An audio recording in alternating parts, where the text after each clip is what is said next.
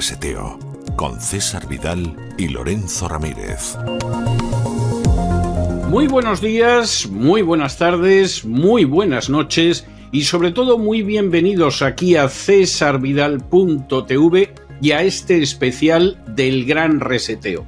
Especial en el que abordamos, como en todos los programas del Gran Reseteo, cuestiones que tienen que ver con la geopolítica, la geoeconomía y la geoestrategia. Pero programa también muy especial porque lo hemos hecho impulsados por la inmediatez de los atentados en Rusia, por el deseo de poder darles una información completa, aunque de momento sea temporal, y porque además, de manera excepcional, este programa de cesarvidal.tv se da en abierto, y se da en abierto precisamente por la gravedad de la situación. Como saben nuestros suscriptores, los programas de cesarvidal.tv son siempre programas que aparecen bajo la suscripción, de los cuales emitimos solo el comienzo en abierto, pero en esta ocasión vamos a hacer, insisto en ello por la gravedad de la situación, un programa especial y un programa en abierto. Y como siempre, quien lo conducirá como avezado piloto será don Lorenzo Ramírez. Don Lorenzo Ramírez, que nos aportará el contraste de informaciones, que nos aportará el máximo de documentación y que sobre todo aporta un extraordinario estilo personalísimo. Muy buenas noches, don Lorenzo. ¿Qué sabemos de esos atentados en Rusia a estas alturas? Muy buenas noches, don César. Aquí estamos el lunes en esta emisión especial. Lo cierto es que veníamos tiempo barruntando que existían muchas posibilidades de que se produjera un atentado terrorista en suelo ruso. Sí. Un atentado terrorista que además iba a tener toda la pinta de ser un atentado de falsa bandera. Bueno, pues lamentablemente hemos acertado. Algunos dicen que si tenemos una bola de cristal, desde luego si la tuviéramos no habríamos dicho que nos íbamos de vacaciones el pasado viernes, porque aquí estamos, ¿no?, en esa emisión especial para analizar lo ocurrido las últimas 72 horas con ese sangriento atentado terrorista en una sala de conciertos de la ciudad de Krasnogorsk, cerca de Moscú, que se ha saldado de momento con cerca de 140 víctimas. Ahora mismo estamos haciendo este programa al mediodía del lunes 25 de marzo, hora española. La agencia TASS dice que son 137 víctimas. Hay algunas informaciones que han estado apareciendo diciendo que son más de 160. La desinformación ha reinado en las últimas horas. Nos hemos visto obligados a hacer este programa precisamente para intentar atar un poco todo lo que se está yendo de madre. Ese es el último recuento publicado, insisto, por la agencia de noticias rusa TASS, de las cuales solo han sido identificados unos 60 fallecidos, 3 de ellos niños. Antes de comenzar, quiero dejar claro que es pronto para determinar lo ocurrido y quién lo planeó. Va a ser un programa a caballo entre el análisis del Gran Reseteo y la inmediatez y la actualidad que hacemos en el Despegamos. Van a pasar semanas, si no meses, para ir apartando el grano de la paja, para ir teniendo más certezas que incertidumbres, pero aún así hemos considerado que debíamos hacer esta edición especial para exponer lo que conocemos ya y las consecuencias que pueden derivarse de esta masacre. Es verdad que el número de fallecidos ha ido aumentando con rapidez, sobre todo en las primeras 24 horas tras el ataque. Suele suceder siempre en estos casos, la cifra no es definitiva. Las autoridades rusas reconocen que el saldo mortal podría aumentar considerablemente, ya que los equipos de rescate aún están pues intentando localizar y sobre todo identificar cadáveres entre los escombros del edificio. Además, según informan fuentes del Ministerio de Sanidad ruso, en los hospitales hay cerca de 200 heridos, muchos de ellos en estado bastante grave. Es el atentado de mayor magnitud en Rusia desde el año 2004, cuando tuvo lugar la matanza a la escuela de la localidad de Beslan, en Osetia del Norte. Ese es el atentado en Rusia que siempre, pues en número de fallecidos y en gravedad, pues rivaliza, vamos a decirlo así, con el 11M de Madrid. La escuela fue secuestrada por un comando checheno. La operación de rescate pues acabó siendo una tragedia porque los terroristas habían colocado explosivos en el edificio. Allí murieron 334 personas, la mitad de ellos niños, en un atentado realmente, bueno, pues que nos trae a todos esos recuerdos, ¿no? El ataque del pasado viernes lo cometieron, según autoridades rusas, 4 terroristas que entraron en esta sala de conciertos disparando a quemarropa a los asistentes. Si alguien quiere ver imágenes de esto, aquí no la va a encontrar. Nosotros no ponemos imágenes de ejecuciones, que básicamente es lo que se produjo allí en aquellos momentos. Y luego tampoco tenemos forma de poder asegurar que la mayor parte de esas imágenes no están manipuladas. Tengan ustedes mucho cuidado con las redes sociales. En las últimas 72 horas las redes sociales han sido un nido de desinformación. Yo creo que los promotores del Gran Reseteo han aprovechado lo que ha sucedido para lanzar mucha desinformación y así crear un caldo de cultivo para luego poder justificar futuras censuras informativas. Sí. Ya nos conocemos a estos tipos, ¿verdad, don César? Y es el modus operandi. Después los terroristas iniciaron un incendio para generar más víctimas con la inhalación de humo y crear bastante confusión. Según las primeras informaciones, la mayor parte de los fallecidos hubieran sido muertos por inhalación de ese humo. Y eso pues también facilitó la huida de estos tipos, porque estos asesinos al parecer no pretendían inmolarse, de hecho no llevaban ningún tipo de cinturón explosivo. Se bajaron de una furgoneta y armados comenzaron a disparar desde el exterior del edificio contra las puertas de cristal de la entrada. Siguieron haciéndolo en la antesala del anfiteatro, que tiene una capacidad para 6.200 personas. Vemos, por tanto, cómo la masacre podía haber sido mucho mayor a pesar de la gravedad y del número de víctimas. Estaba esta mañana peinando un poco las informaciones del Servicio de Seguridad ruso, planteaba que se habían evacuado unas 5.000 personas, con lo cual si son 6.200 todavía queda margen, lamentablemente, para que haya más fallecidos. Y esa noche, la del 22 de marzo, pues estaba repleto. Posteriormente, utilizaron explosivos, como digo, y líquidos inflamables para prenderle fuego a la sala de conciertos. Las llamas se propagaron con rapidez, se desprendió parte del techo, el caos fue absoluto, varios helicópteros participaron en las tareas de extinción, o tratando de rescatar también a gente del tejado donde habían subido para intentar huir de ese incendio. Al final los bomberos apagaron el fuego, pero no lo consiguieron hasta pasado ya muchas horas del sábado, ¿no? Según los servicios de seguridad rusos, el FSB, el Servicio de Seguridad ruso, este grupo terrorista huyó hacia la frontera ucraniana en una furgoneta.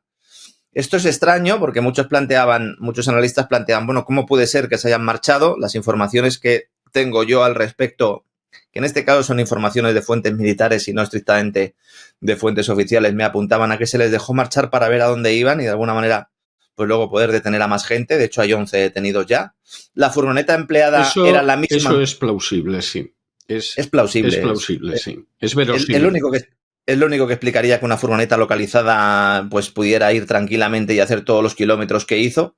Se supone que además que es la misma furgoneta que emplearon para llegar a la sala de conciertos. Algunos de nuestros amigos, de nuestros antiguos suscriptores, decían que iba a tener muchas similitudes con el 11M. Y yo cuando vi aparecer la furgoneta blanca, similar a la furgoneta blanca de Alcalá, dije, madre mía, a ver qué nos van a contar en el día de hoy.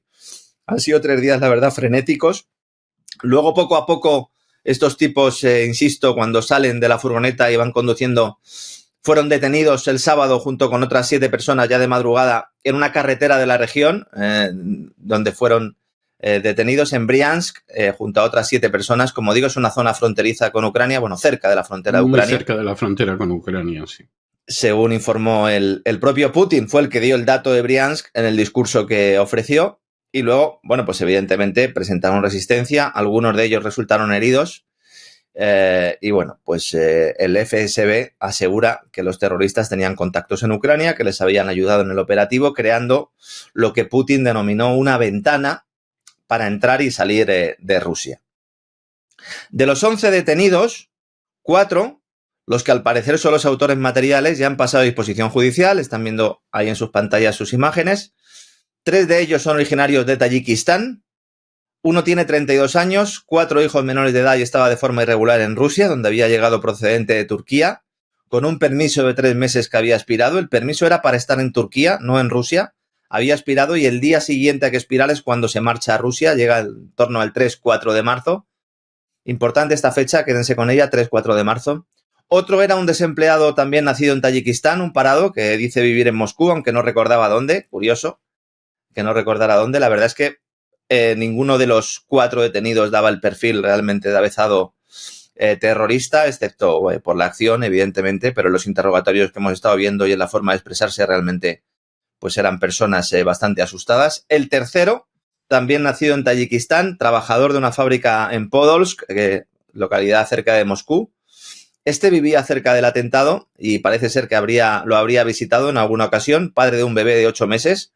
Y el cuarto, el más joven de 19 años, que llegó al tribunal en una silla de ruedas, que también estaba desempleado, aunque había estado trabajando en una peluquería en Ivanovo, ciudad situada en el centro de Rusia, y que tradicionalmente se han considerado pues la capital textil del país. No estaba trabajando en una peluquería, se ha dicho que sí. No, este hombre estuvo trabajando en una peluquería / barbería.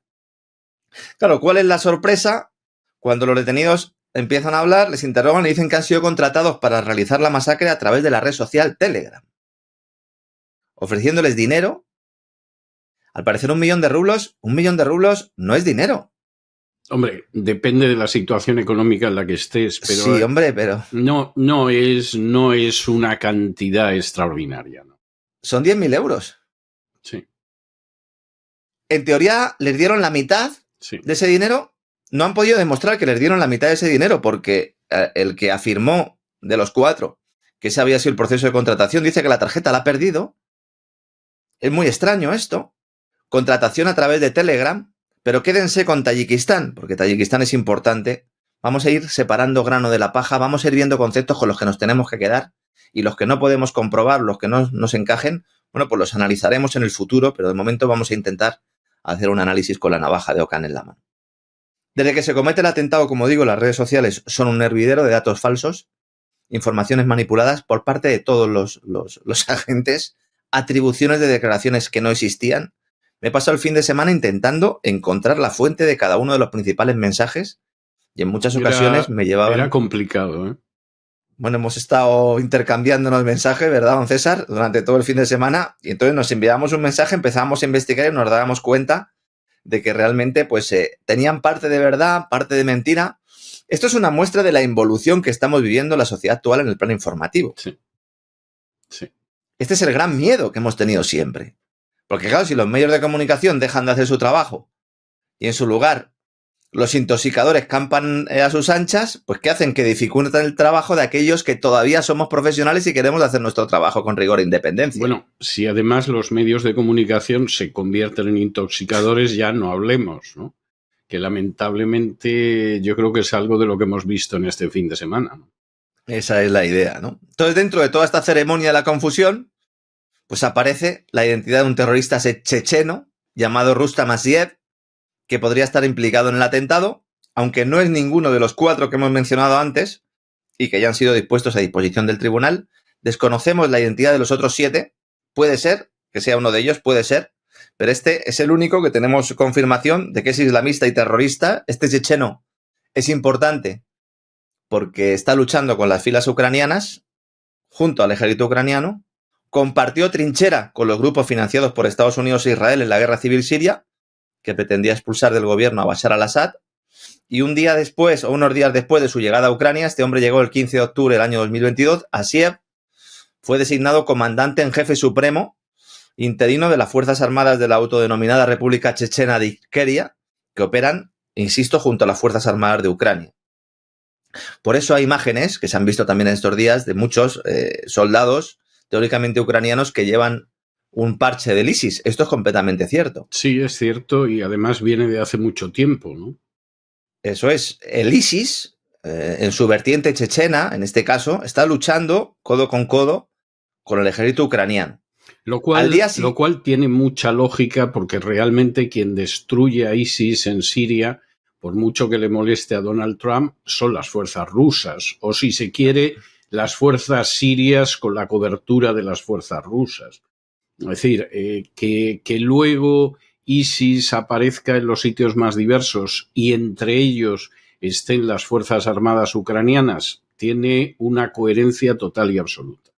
Así es, ¿no? Y eso explica también el hecho de que se haya visto una fotografía con un pasaporte, un documento de identidad de este señor, del señor Asiev, del terrorista checheno, donde pone que tiene una nacionalidad ucraniana. Es verdad.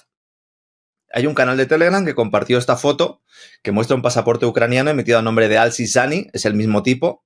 Esa es la imagen que hemos visto en las últimas horas, la están viendo ustedes también ahí. No procede de fuentes oficiales rusas, hay que dejarlo claro, pero sería, dentro de todos estos argumentos y de estos datos, cuadraría bastante, porque digo, insisto, esta imagen no es actual, esta imagen es de cuando este hombre pues llegó en octubre de 2022 a Ucrania y es público y notorio que estaba luchando con el ejército ucraniano. Los chechenos hace mucho tiempo que actúan en colaboración con el Estado Islámico, el Daesh, o como lo conocemos en Occidente, el ISIS, grupo terrorista que lleva días intentando reivindicar el atentado con muy poco éxito. Nadie cree a estos tipos ya. Otro elemento diferencial de este atentado. Claro, ya nadie los cree, don César. Es que, claro, porque el problema es que como Ya hace mucho tiempo que se sabe quién es ISIS, quién creó ISIS y cómo se utiliza ISIS.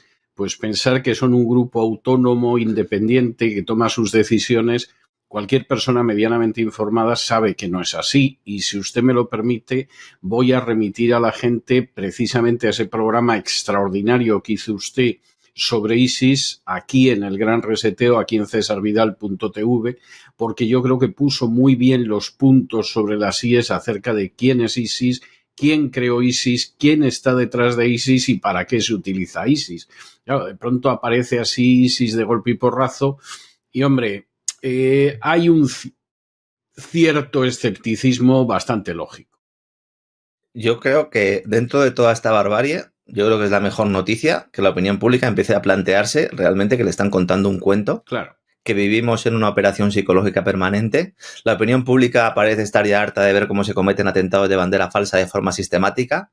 Nadie cree este tipo de reivindicaciones, sobre todo teniendo en cuenta, como dice usted, cuál es el origen del ISIS y los objetivos que tiene, que casi siempre están alineados con los intereses de Washington y de Tel Aviv, y esto es evidente.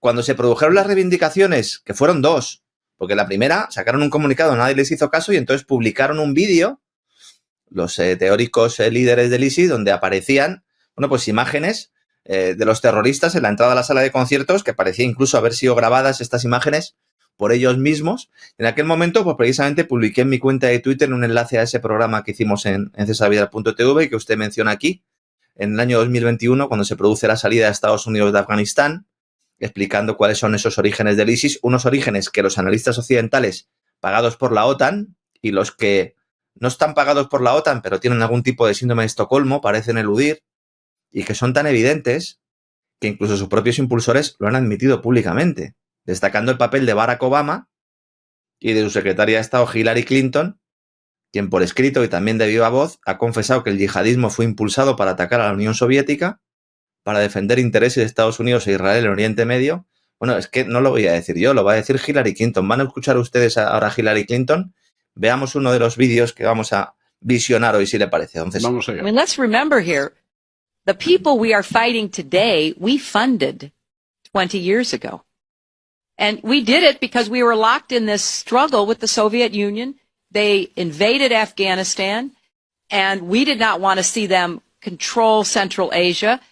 And we went to work. And it was President Reagan in partnership with the Congress, led by Democrats, who said, you know what, sounds like a pretty good idea.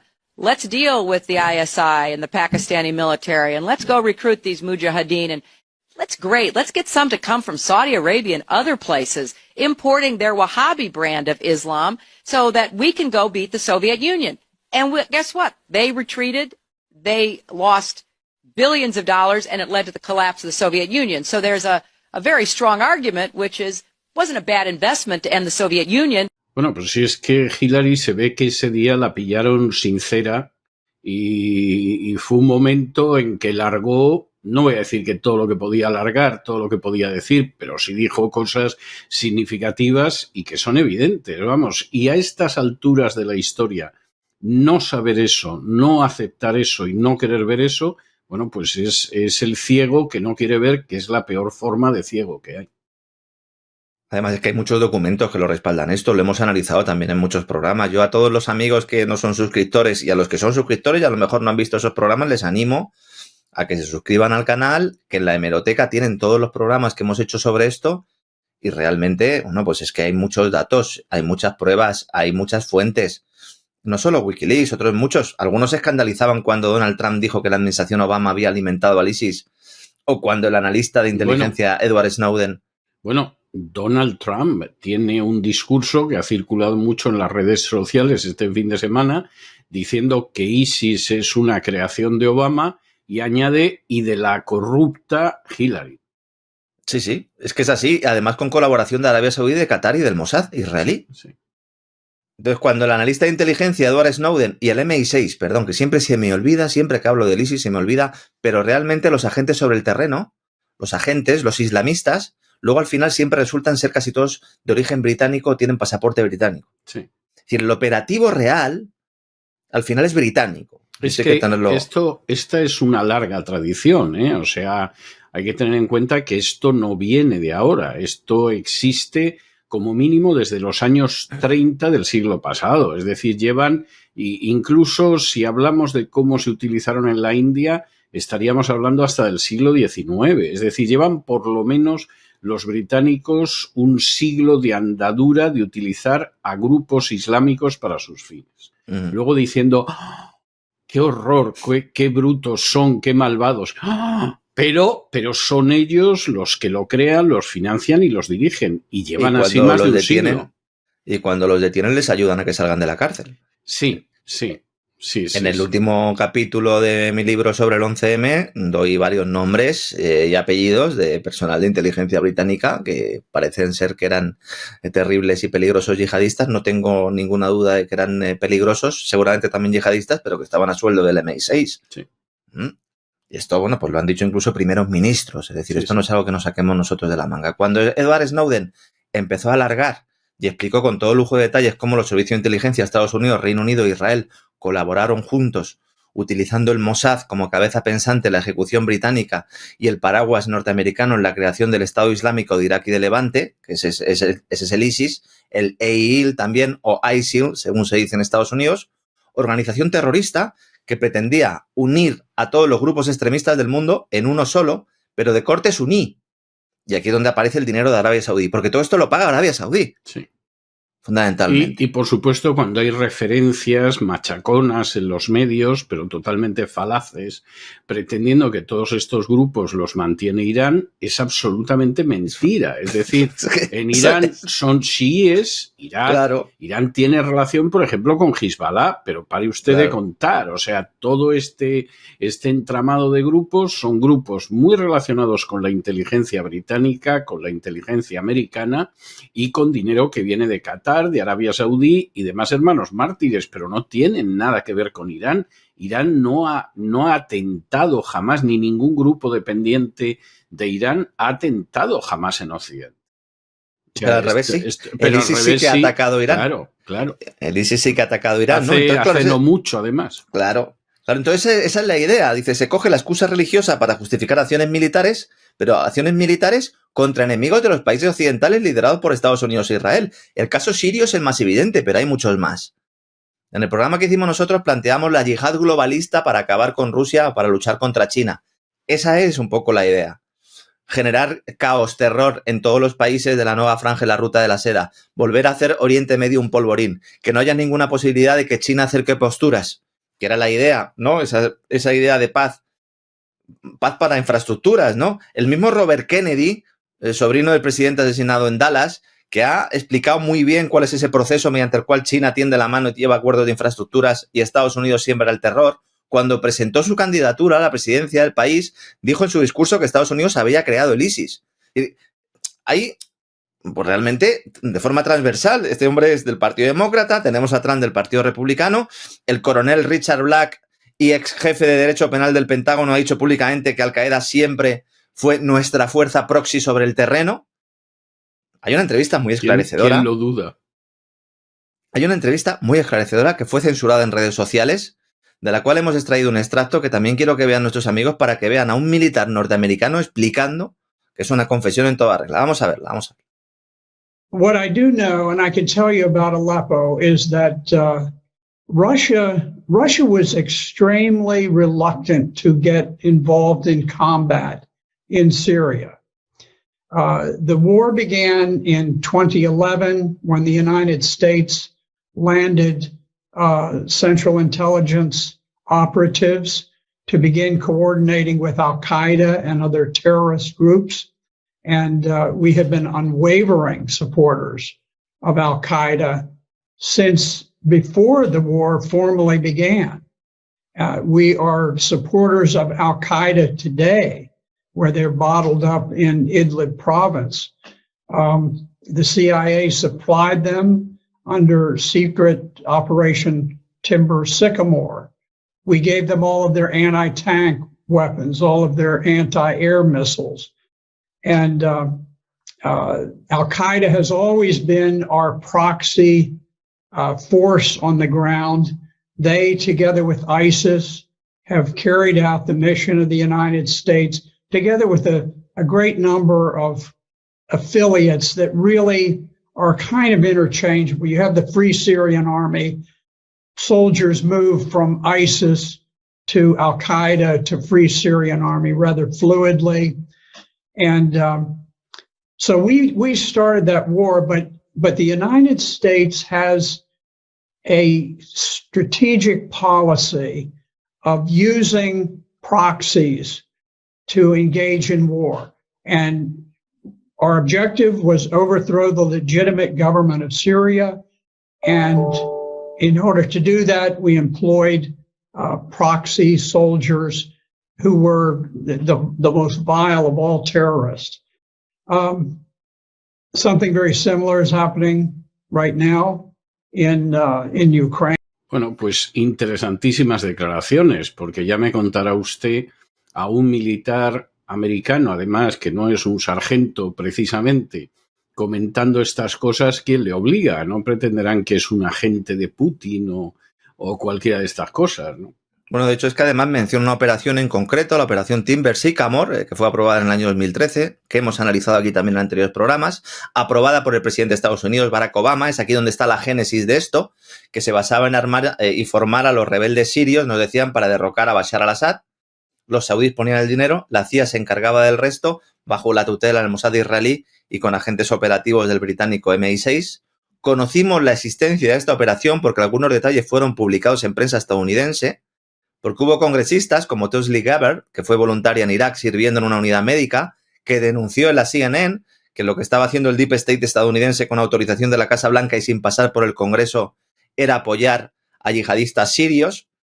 Es decir, hay mucha información al respecto. Yo de verdad, que haya personas, directores de medios de comunicación, medios digitales en el ámbito de la geoestrategia española negando esto, que salga Macron esta mañana a decir que el ISIS lleva mucho tiempo intentando cometer un atentado en Francia y quejándose, bueno, pues vete a hablar con tus aliados de la OTAN. Exacto, para que no te manden el atentado a Francia, ¿no? Claro, porque todo el mundo sabe quiénes son ISIS, todo el mundo que tenga algo de conocimiento, ¿no?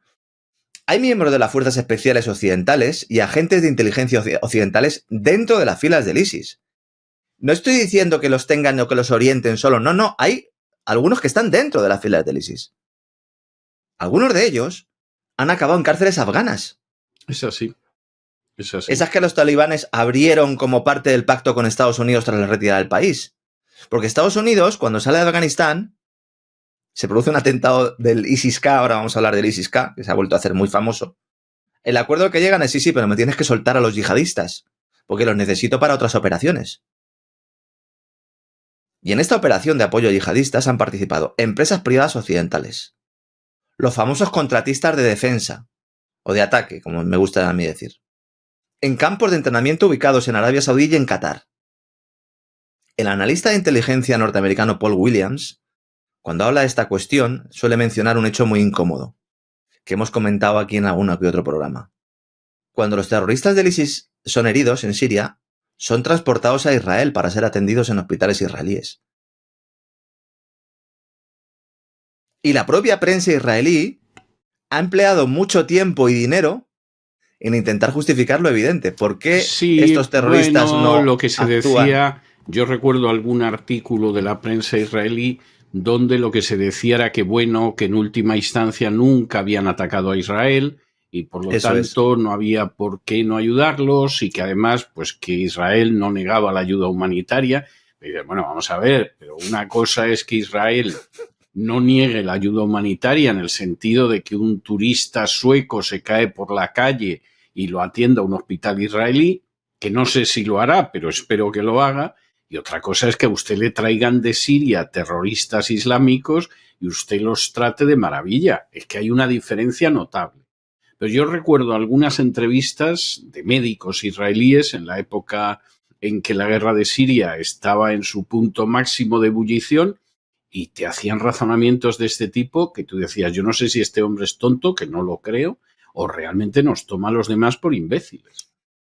Seguramente, ¿no? Hay un artículo del Times of Israel en el que se recoge un comunicado del ISIS. Sí, claro. Directamente. Claro.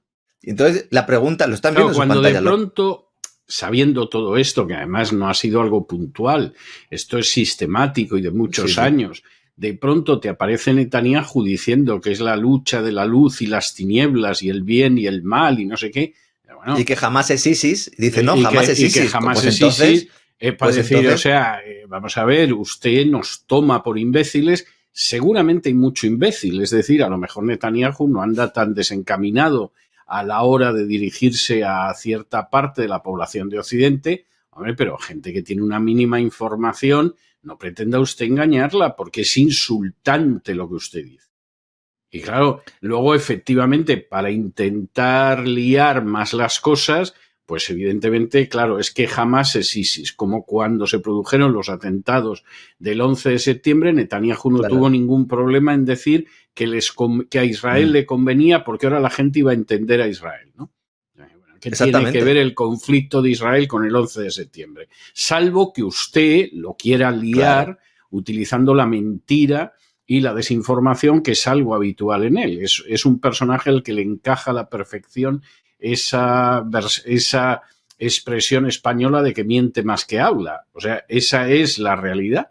Pero claro, ¿de qué nos está usted hablando si Israel ha atendido a los terroristas de ISIS y los ha tratado de maravilla, y cuando se descubrió tuvieron que ver cómo disculpaban en atender a terroristas? Bueno, había un artículo también, ese que menciono, el Times of Israel, en el que se recoge el comunicado del ISIS, en el que el grupo explica por qué no ataca a los sionistas. Entonces, claro, es dantesco, porque hay un periódico israelí contándonos por qué el ISIS no ataca en Israel. Y dicen, es que la causa palestina no tiene prioridad sobre cualquier otra lucha yihadista. Debemos centrarnos en los estados árabes gobernados por tiranos. Claro, solo si son tiranos, entre comillas, contra los que esté el régimen estadounidense o el régimen israelí. Claro, sí, porque Arabia Saudí, Qatar, etcétera, etcétera. O sea, estos deben de ser de un democrático que tira de espaldas. Claro. Vamos, tú ves al rey de Arabia Saudí y dices, esto es democracia. O sea, es una especie de Thomas Jefferson con vestido con chilaba, ¿no? O sea, es que de verdad, yo insisto en esto. Yo sé que luego hay un argumentario que repiten los políticos, los periodistas, etcétera, pero cualquiera que conozca mínimamente la situación, insisto, conozca mínimamente la situación, es que oye esto y dice, bueno, nos toman por imbéciles. Claro, luego con todos estos mimbres, pues ya estamos en condiciones de comprender un poco mejor las actuaciones de esa nueva rama del grupo terrorista, porque aquí lo que tenemos es el ISIS-K, que vuelve a surgir o a resurgir relacionado con el atentado de Moscú y que ya había inundado los reportajes de numerosos periódicos y revistas cuando se produce el atentado en Kabul, como digo, justo cuando se estaban retirando de Afganistán las fuerzas norteamericanas, un atentado que también analizamos a fondo. Miren la hemeroteca del programa, que la verdad hay mucho contenido. El propio Biden menciona a unos terroristas antes de que se produzca el atentado de Kabul, digo, ISIS-K, un ISIS, que también hay que tener esto en cuenta. Desde que se decretó la pandemia, se ocultaron y estuvieron en el cajón del olvido. No querían contagiarse de COVID. Nadie hablaba del ISIS. El ISIS desaparece hasta que en febrero o marzo del 2021 Biden llega a la Casa Blanca. Y el ISIS, que tanto tuvo que ver con Obama y con Hillary Clinton, renace de sus cenizas. Renace de sus cenizas con la letra K. Y ya es el ISIS-K. Y entonces empiezan a mover los hilos al mismo tiempo que se agitaba el avispero ucraniano para reactivar el grupo. Bien dejándole hacer o utilizándolo con el trabajo de los fontaneros de la cloaca para provocar a sus enemigos, ¿no? A los enemigos del régimen de Washington. Y digo régimen porque, teniendo en cuenta todo este análisis que estamos haciendo, no hay una democracia tampoco ahí, porque el presidente lo pone y lo maneja. Entonces, es importante que también tengamos esto en cuenta. El mismo día del atentado de Kabul por la mañana, antes de que se produjera, los periódicos empiezan a hablar del ISIS-K. Yo no tenía ni idea de quién era el ISIS-K. Y mire que llevo años investigando el terrorismo. Entonces me pongo a investigar una rama del ISIS, el Estado Islámico del Gran Jorasán, que amenazaba Kabul. Nos cuentan en aquel momento que su líder era un personaje del cual no hay ninguna fotografía, un emir llamado Sahab al-Muhair, del cual no hay detalles sobre su biografía. Solo sabemos que perteneció a Al-Qaeda. Todo el mundo sabe, ¿no? Cómo se crea Al-Qaeda. Mal antecedente, mal Exactamente. antecedente. Es que el ISIS lo que hace es, una vez que ya se había demostrado que Al-Qaeda era una creación de Estados Unidos, el ISIS es cambiarle el nombre y cambiarle objetivos. Pero en realidad es lo mismo. Este tipo, que se supone que es un experto en guerra urbana, pero que no habla el pastún con fluidez y cuya figura ha sido convenientemente puesta sobre la mesa en un informe de un grupo de expertos de la ONU que se hizo público pocos meses antes de esta salida a Estados Unidos de Afganistán. Por la tarde se produce el atentado, que en un principio, por las imágenes que se subieron a las redes sociales, parecía más un intercambio de disparos entre militares que defendían el propio aeropuerto y la muchedumbre que intentaba acceder a los aviones. La versión oficial nos dijo que había sido un atentado del ISIS-K, y entonces todo cambia. Lo que iba a dejar el camino libre a los talibanes y sobre todo a China y a Rusia, de los que hemos hablado también en otros programas, con algunos contratos también en Afganistán, a partir de ese momento se convierte todo en un polvorín sin control. La retirada ordenada pasa a ser una evacuación a toda prisa, veíamos las imágenes de gente allí corriendo, y como por arte de magia, tras año y medio de pandemia covidiana, el foco globalista vuelve a ponerse en el terrorismo islámico. Y entonces, de repente, el ISIS ya vuelve, y vuelve en África, y vuelve otra vez en Ucrania, etcétera, etcétera. Porque justo tras la intervención militar rusa en Ucrania, esta organización terrorista se pone al servicio del ejército ucraniano. Cosa que yo creo que a nadie debería sorprenderle. O sea, vamos a ver, conociendo los antecedentes de ISIS, quién lo crea, para qué lo utiliza, etcétera, que ISIS aparezca en Ucrania apoyando a Zelensky, yo es que creo que no le puede sorprender a nadie. Si lo raro es que no apareciera antes. En enero del año 2023, el gabinete de Putin presentó informes que confirmaban que Estados Unidos todavía seguía financiando al ISIS. Porque hay una tesis también que es plantear, no, es verdad que con Hillary Clinton se utilizó al ISIS, pero ya no. Ya. No, oiga, siguen ustedes financiándolo. A los que estaban en suelo ucraniano al menos, porque los informes rusos planteaban esa tesis, que es que, insisto, no hay ninguna necesidad de inventarse eso. Unos terroristas que en realidad llevan en Ucrania, agárrense a la silla, desde el año 2016. Lo cual es notable, sí. Sobre todo porque ya me dirá usted que pintan unos terroristas islámicos de Oriente Medio en Ucrania. O sea, lo mires como lo mires, eso no tiene ningún sentido si ISIS es quien se pretende que es. Claro, esa es la clave. Ahora, si ISIS no es lo que cuentan que es, ni lo que se pretende que es, ni aquello como se presenta, sino que ISIS, a fin de cuentas, es un grupo posiblemente de terroristas islámicos utilizado por la inteligencia occidental, creado y mantenido por la inteligencia occidental y también por Israel, pues evidentemente lo de ISIS tiene toda la lógica del mundo, que estén en Ucrania, claro. Y estén en Ucrania pues no mucho después del golpe de Estado del 2014. Claro. Y esos informes no proceden de Rusia, procedían de la lucha antiterrorista europea, que en aquella época no tenían miedo en plantear esto. Es como los informes de corrupción sobre Ucrania. Hasta el año 2021 hay informes de la Comisión Europea diciendo que Ucrania es un nido de corrupción y que no hay que darles un euro y que en ningún momento se puede plantear su entrada en la Unión Europea porque son corruptos, el régimen de Zelensky es corrupto. Pues de igual forma dicen, no, si es que fíjense, además allí tienen a terroristas del ISIS, que además estos informes indicaban que buena parte de la infraestructura del ISIS en Ucrania estaba en la provincia de Jersón, ciudad con un puerto que da acceso al Mar Negro y a orillas del río Níper, que actualmente está bajo control de las fuerzas rusas. ¿Ha estado luchando Rusia contra el ISIS en Jersón? Militares españoles que conocen bien al ejército ruso me dicen que sin ninguna duda. Es que este ha sido uno de los focos más relevantes de la operación militar especial rusa. Que ojo, y esto es importante, aunque también lo quiero poner esto un poco en una reflexión un poco, porque ha habido unas declaraciones efectuadas por el portavoz ruso Dmitry Peskov diciendo que ya no están en una operación especial, que es un estado de guerra. No ha habido comunicación oficial de Kremlin a este respecto. Es verdad que Rusia, todos los portavoces se han cuidado mucho de hablar de guerra y siempre hablaban de operación militar. De la operación especial, sí.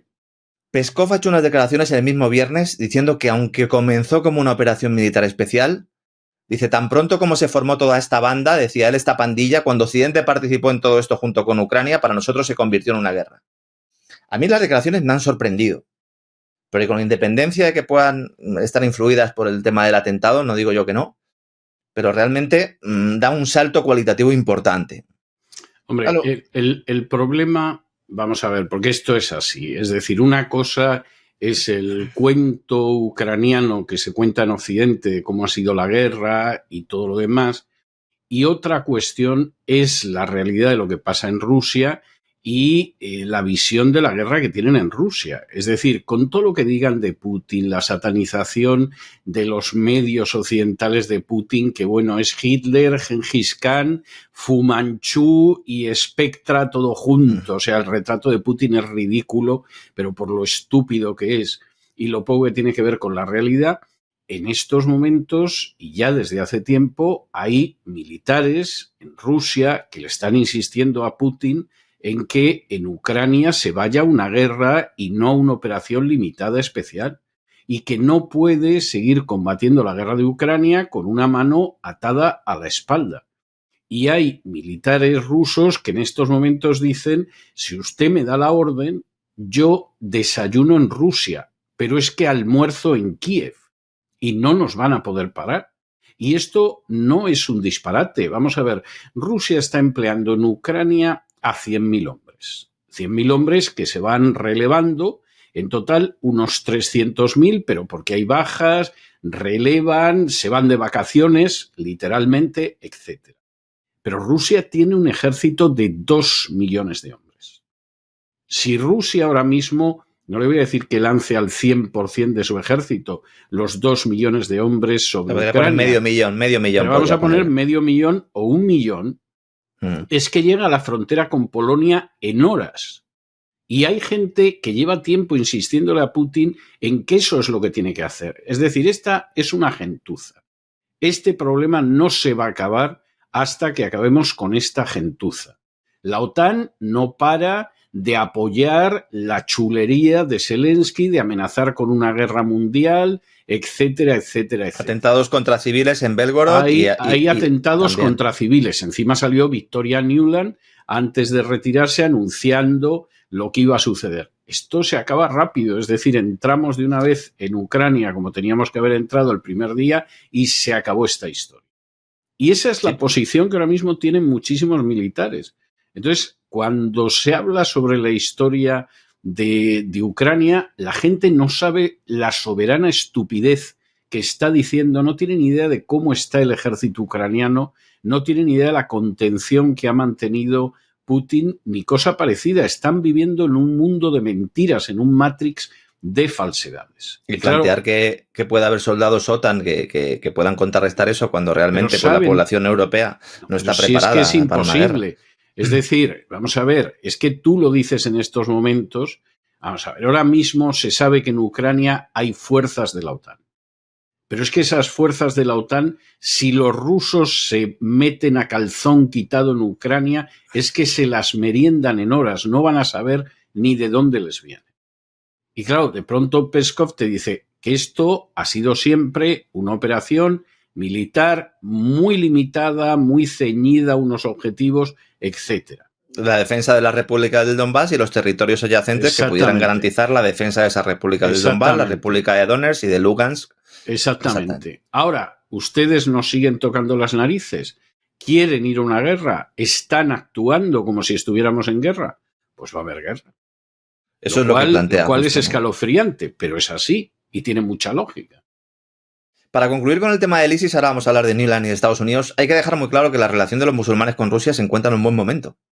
Claro, o sea, lógico también. Claro. Sí, claro, lógico. Claro. Luego, diferenciemos entre sunís y chiíes. Porque claro, con los chiíes se lleva mal Rusia, pues evidentemente no. ¿Qué relaciones tiene con Irán? Pues relaciones buenas. Claro. Y sobre todo, especialmente ahora con las críticas al genocidio israelí en Palestina. Los talibanes han condenado el atentado. Hezbollah, que los mencionaba usted antes, también han condenado el atentado. Claro. Y luego vamos a ver que también hay gente muy torpe. Yo veía la semana pasada, veía una entrevista que le hacían a un israelí y entonces el israelí estaba desatado, pero totalmente desatado, diciendo que cuando acabe la guerra contra Hamás le van a pedir cuentas a Rusia y que se va a enterar porque en vez de apoyarlos y todo lo demás, Rusia había puesto obstáculos a la operación que estaban llevando a cabo en Gaza, etcétera, etcétera. Bueno, simplemente ver a este israelí, que además es que había perdido los papeles, gritaba, se le veía encolerizado, o sea, era lo menos indicado para persona a la que envías a la televisión. Solamente ver a este sujeto diciendo eso, la cantidad de enteros que ese sujeto ha debido de hacer ganar a Rusia en el mundo musulmán es inmenso. Claro. Es inmensa. O sea, esa es la tristísima realidad. Y luego al revés, diciendo que ha sido el ISIS, ¿quién se beneficia de crear hostilidad entre musulmanes y rusos? De hecho, si lo analizamos fríamente, el ISIS es el mayor responsable de que buena parte del planeta considera a todos los musulmanes potenciales terroristas. Naturalmente, cosa que a algunos les viene muy bien. Esa es la gran caja de Pandora que cuando yo menciono, algunos se quedan así callados. ¿Realmente para quién están trabajando estos señores del ISIS? Porque ese es justo el argumento que usa Israel para masacrar a los niños palestinos. Sí. Algo de lo que vamos a hablar el próximo sábado. Lo cual es tremendo, porque por un lado las Fuerzas Armadas de Israel están machacando totalmente Gaza, están hablando de echar a 2 millones de palestinos pues fuera de allí y Dios sabe dónde. Alguna de las correas de transmisión en España de esa política está diciendo que por qué no se pueden quedar los países árabes con 2 millones y pico de palestinos. Lo dice tan fresco, además, en redes sociales, pero claro, es que esto es algo absolutamente brutal, inaceptable y que no tiene ningún tipo de justificación. Entonces, claro, nos encontramos con una situación donde al final, pues queda claro, pero al mismo tiempo que se dice eso de vamos a expulsar a 2 millones y pico de palestinos, luego tienes las fundaciones israelíes en Europa favoreciendo la llegada de musulmanes a Europa, como es el caso de Paideia, que son todos israelíes que reciben dinero público también de Suecia, pero también del Estado de Israel, y dices, pero bueno, ¿esto qué es? ¿El clásico ejemplo de lo que no quieras para ti, quiérelo para los demás?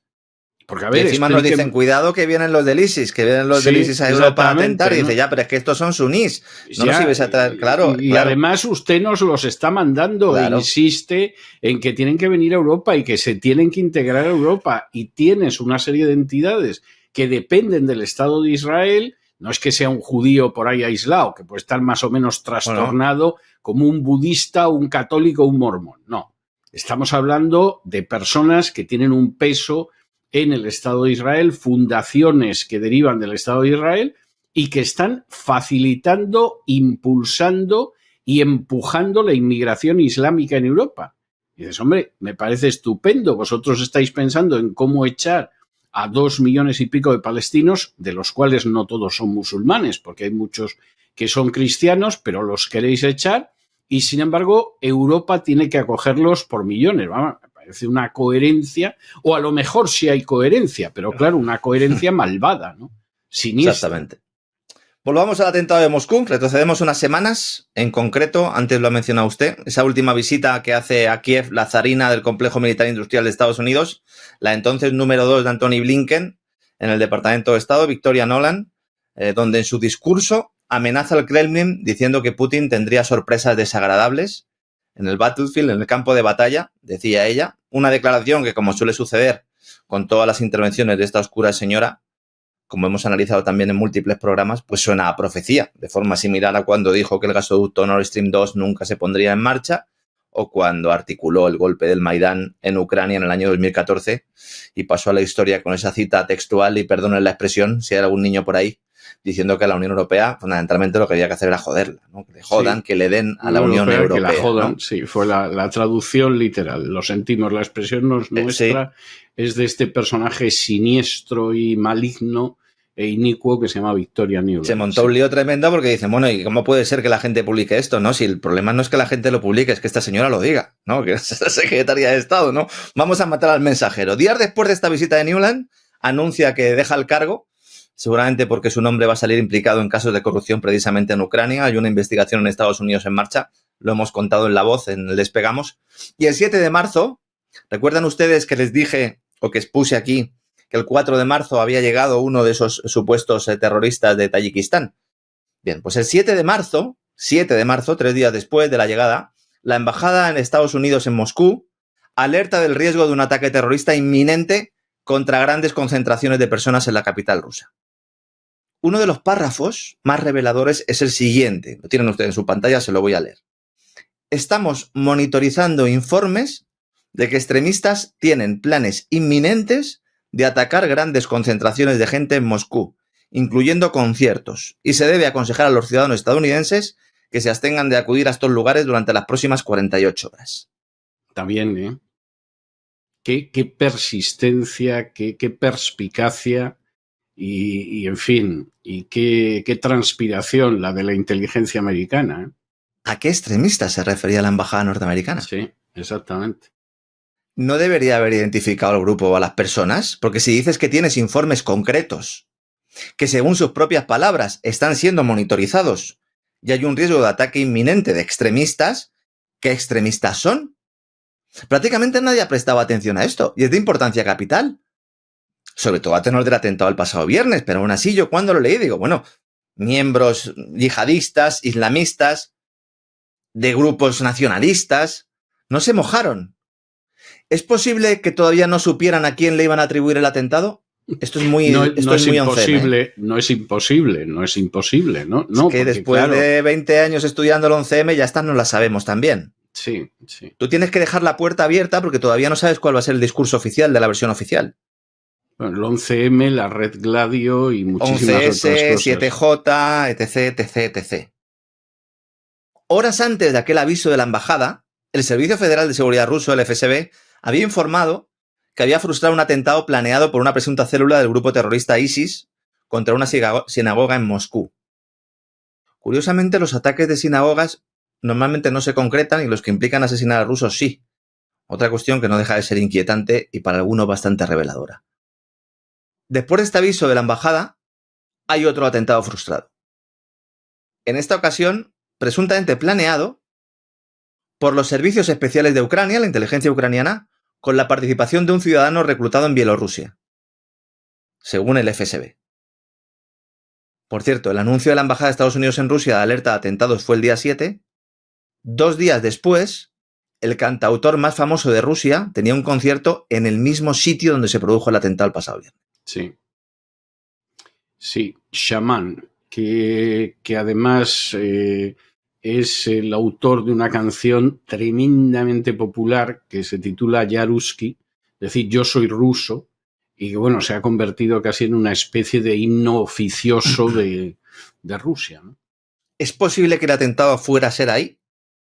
En ese momento se desplegó mucha policía. Es con lo que ha jugado mucho la investigación en Rusia, que efectivamente aprovecharan eso para matar a Shaman por el aspecto totalmente simbólico, por el simbolismo de la canción, o sea... Antes de las elecciones. Sí, antes de las elecciones. Antes de las elecciones, importante esto también, porque hay mucha gente que se pregunta, bueno, ¿y por qué esto ha sido después de las elecciones? ¿Y si estaba planeado para producirse antes de las elecciones? Bueno, es que esta es la otra historia. Vamos a ver, uno de los objetivos del atentado es lanzar el mensaje de que Putin no puede defender a la población rusa.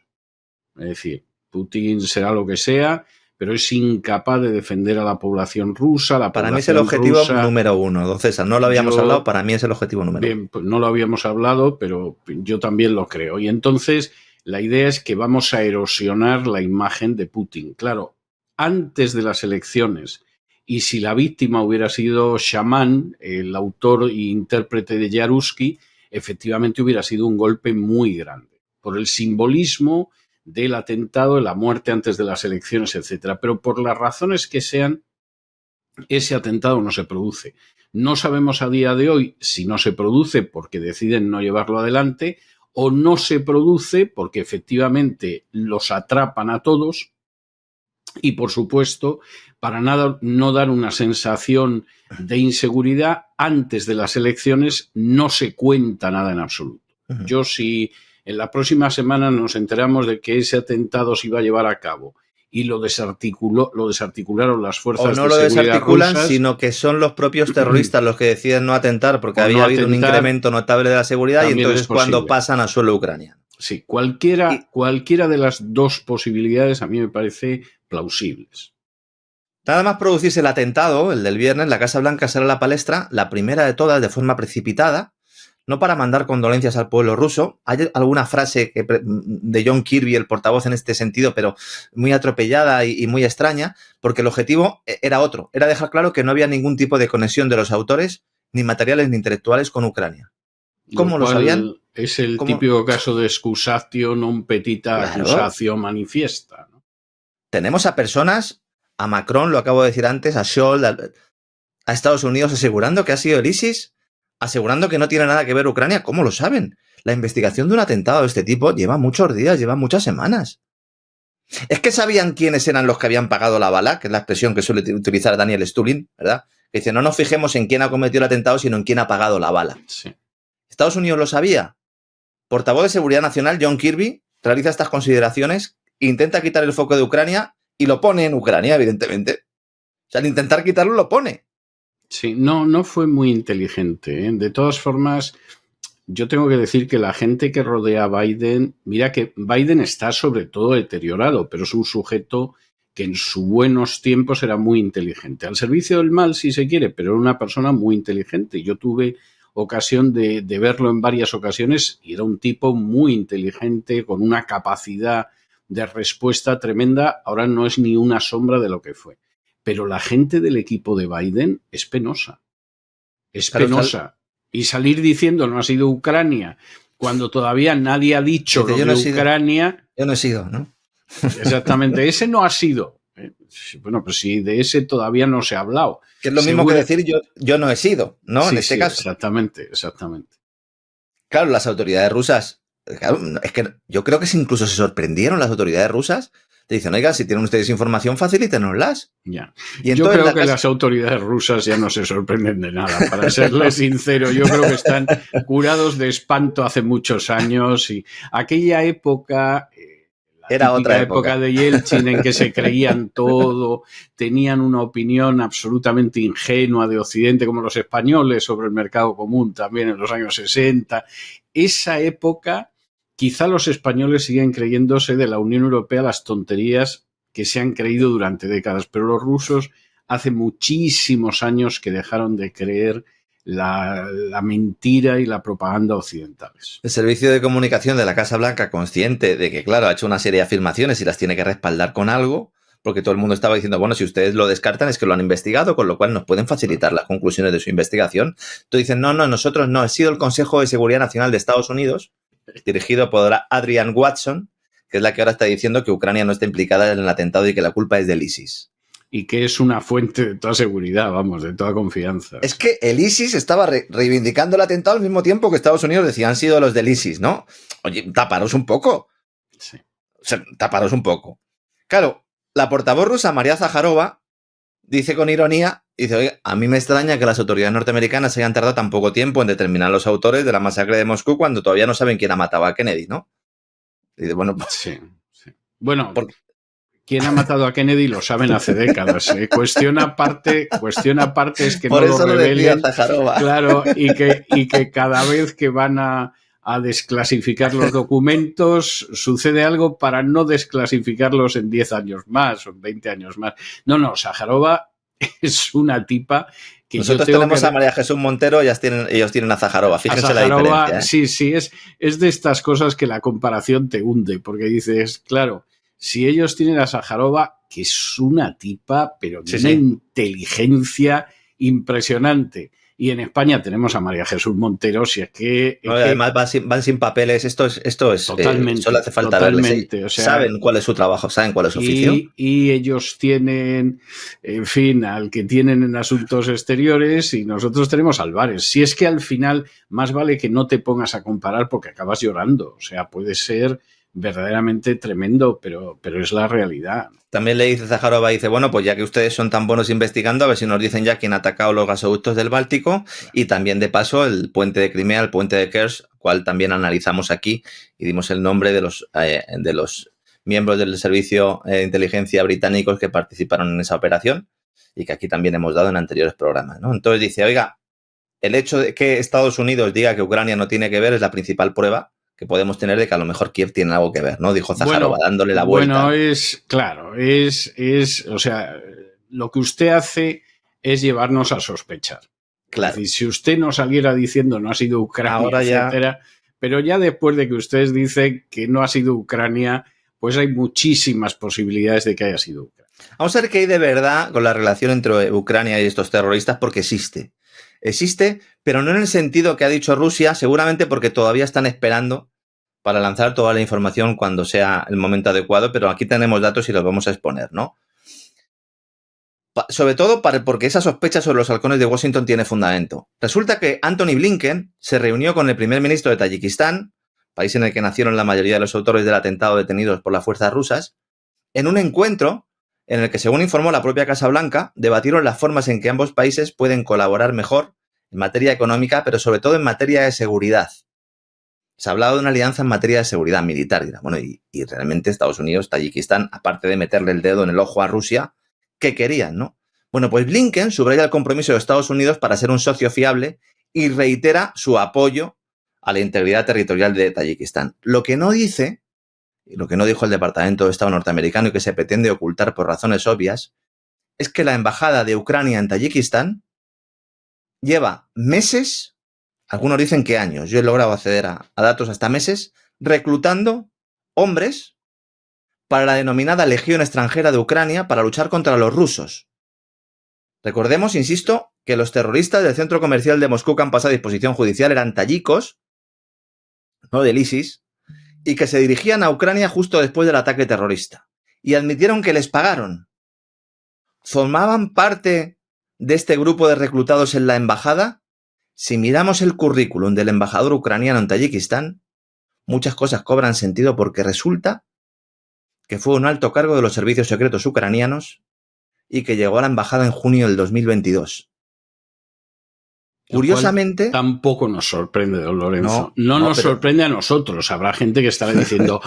¡Oh! Pero a nosotros no nos sorprende porque nunca nos han engañado con la propaganda sobre la guerra de Ucrania. Sabemos perfectamente cuál es la realidad y al final esto es llover sobre mojado. Cuantas más piezas aparecen, más piezas encajan. Esa es la realidad. ¿Quién colocó a este embajador en Tayikistán, a este ucraniano especialista en servicio de inteligencia?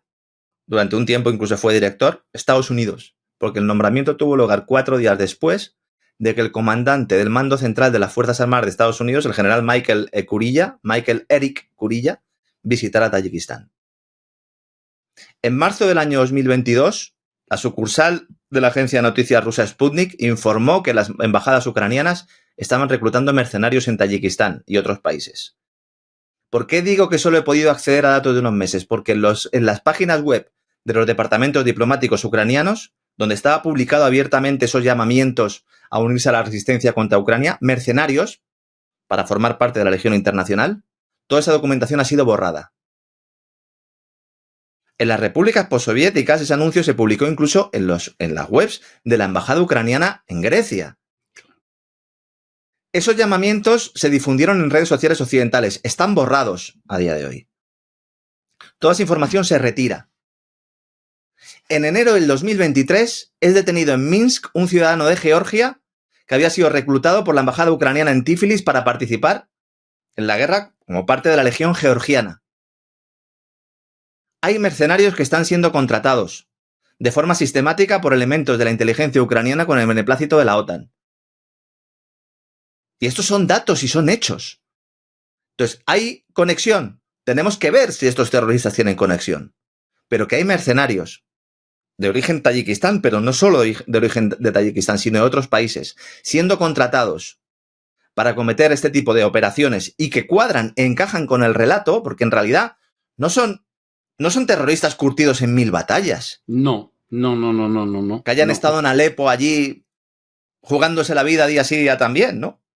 No, estamos hablando de personas que son padres de familia, que tienen necesidades económicas y que no son mercenarios profesionales, sino que se pone un anuncio en la embajada de Tayikistán y dice, toma, te doy 5.000 euros, te doy 10.000 euros y vas allí a pegar tiros. Sí, igual que la gente que, por ejemplo, descubrimos ya hace mucho tiempo que había venido de Colombia y estaba combatiendo en el ejército ucraniano, ¿no? ¿Qué se les había perdido a esos pobres colombianos en el ejército ucraniano? No se les había perdido nada, era una forma de trabajo como otra cualquiera. y esos todavía es posible que tuvieran cierta experiencia militar, porque habían pasado por el ejército colombiano, etcétera. Pero Sí, ahí estos, sí. estos, en fin, son mercenarios y además de poco nivel. Así luego salen las cosas, claro. Veremos las informaciones que van apareciendo en los próximos días y semanas. Vamos a hacer otro programa cuando tengamos más certezas, porque de momento solo hay hipótesis. Lo que está claro es que si atendemos a los que se benefician del atentado y a la insistencia del ISIS y de sus aliados occidentales por vender su relato, por un lado vemos que se pretende una mayor división entre Rusia y el mundo musulmán, una pérdida de fe en el gobierno, objetivo número 1, hemos coincidido, don César, porque dices, no puedes evitar un gran ataque terrorista, no puedes defender a tu población. Sí. También crear en la población rusa la sensación de que se está librando una guerra en múltiples direcciones al mismo tiempo, cuando en realidad el foco es uno, es como intentar abrir un poco el foco, no solo entre Occidente y Ucrania, sino también desde el punto de vista islamista. Hay un sueco, Mikael Baltersson, es oficial de las Fuerzas Aéreas, que además en sus redes sociales y asesor del Partido Socialdemócrata sueco, que en sus redes sociales planteaba este punto de vista realmente, y yo estoy bastante de acuerdo, ¿no? Hay también quien considera la posibilidad de que sea un autoatentado, con el objetivo de hacer que los países OTAN dejen de apoyar a Ucrania por la presión pública, si se confirmara la implicación, ¿verdad?, de algún tipo de elemento de la inteligencia rusa en el atentado. Yo, de verdad, yo esto no termino de verlo teniendo en cuenta que Rusia tiene en estos momentos. Por un lado, yo creo que pierde más, porque evidentemente a Putin es un golpe en toda la cara y es un atentado que expresa la incapacidad, vamos a decirlo así, de un punto de vista internacional, de poder controlarlo, aunque evidentemente un ataque de este tipo, y esto es lo más duro y es la clave del terror, esto es muy difícilmente evitable, ¿eh? También tenemos que tenerlo en cuenta. Es decir, que 4 tíos se metan en una furgoneta y se salgan a tiros en un centro comercial es que es triste y es lamentable y es inquietante, pero puede suceder, ¿no? Pero en estos momentos que Rusia tiene controlado el frente ucraniano, que el cansancio bélico se extiende por Occidente, por mucho que los gobernantes europeos sigan empeñados en lo contrario, con un escenario a corto plazo en Estados Unidos que puede haber un cambio en la Casa Blanca, ¿no?, que podría tornarlas, pues yo creo que Rusia no necesita una movilización. Con una victoria electoral aplastante por parte de Putin. Exactamente. Y con un panorama bélico que, lejos de serle contrario, es muy beneficioso, jugarse eso precisamente para crear la sensación de que no puedes controlar la seguridad de tus ciudadanos es absolutamente estúpido. La idea de un atentado, de un autoatentado ruso, es absolutamente insostenible. Lo que pasa es que, claro, si no, acabas mirando en dirección a Ucrania, aunque sea vía Tayikistán. Y claro, yo comprendo que inmediatamente haya habido funcionarios americanos que han salido en tromba para decir Ucrania no ha sido. Bien, dale. Y luego el componente también, o sea, yo es que descarto casi por completo que puedan ser terroristas del ISIS curtidos en 1000 batallas. Es difícil. En las imágenes que yo he visto muchas a mi pesar, ¿no? Porque realmente ver estas cosas a mí de verdad me afectan mucho más seguramente de lo que deberían. Esto no soy como los médicos, yo por mucho tiempo que pase lo sigo pasando muy mal. Estos tipos no eran asesinos profesionales. Las armas automáticas que llevaban no las tenían puestas en modo automático, sino solo disparos, single shoot, lo cual es absolutamente incomprensible porque una ráfaga podía haber matado a muchas más personas. No logran alcanzar algunos objetivos fáciles en el centro comercial. De hecho, uno de los asaltantes incluso fue abatido parcialmente por una de las personas que estaban allí. Es verdad que el hecho de que tenga una estrategia de salida tampoco cuadra con un atentado islamista puro y duro. Pueden ser musulmanes, no digo yo que no, pero el tema del ISIS yo no lo veo. Sobre todo si tenemos en cuenta o si hay participación de estos tipos que han estado luchando en Siria y que ahí pues luchan hasta la muerte. Es decir, llevan sus chalecos suicidas y cuando se enfrentan a la captura pues se hacen estallar y luego sobre todo que cuando los detienen no dicen que no son del ISIS. Los detienen y dicen, no, yo no soy del ISIS, a mí me han contratado por Telegram. Dice, oiga, no, pues vaya fe que tiene usted, ¿no? Como digo, seguiremos analizando las circunstancias en un futuro programa.